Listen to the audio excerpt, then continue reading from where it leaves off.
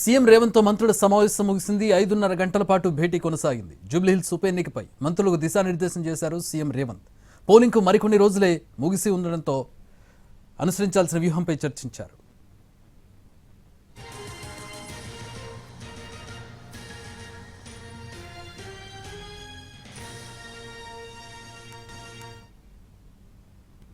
ముఖ్యమంత్రితో సుదీర్ఘ భేటీ జరిగింది. భేటీకి సంబంధించిన వివరాలు మా ప్రతినిధి చారి జాయిన్ అవుతున్నారు. ఎట్లాంటి దిశానిర్దేశం చేశారు చారి? సుమారు 5.5 గంటల పాటు సీఎం రేవంత్ రెడ్డి డివిజన్ వారీగా ఇన్ఛార్జ్ ఇచ్చినటువంటి మంత్రులందరితో కూడా సమావేశం జరిగారు. 3 రోజులుగా అందరూ మంత్రులు కూడా గ్రౌండ్ లో పర్యటిస్తున్నటువంటి నేపథ్యంలో ఏ డివిజన్ లో ఎలాంటి పరిస్థితి ఉంది, అక్కడ ఉన్నటువంటి క్యాడర్ కి సంబంధించి ఎలాంటి నిర్ణయాలు తీసుకోవాలనేటువంటి అంశాలన్నింటి మీద కూడా మంత్రులు సూచనలు చేశారు.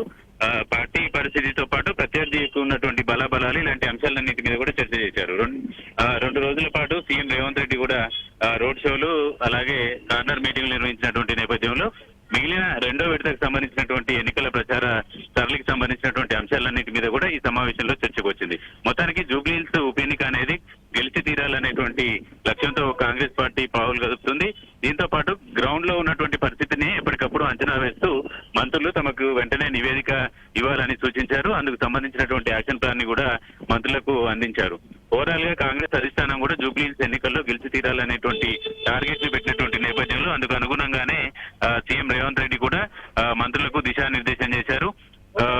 అన్ని రకాలుగా ఎన్నికల్లో అనుసరించాల్సినటువంటి అన్ని రకాల ఎత్తుగడల్ని కూడా అనుసరించాలని మంత్రులకు ఫ్రీ హ్యాండ్ కూడా ఇచ్చినట్టు తెలుస్తోంది. All right, thanks for the updates Chari.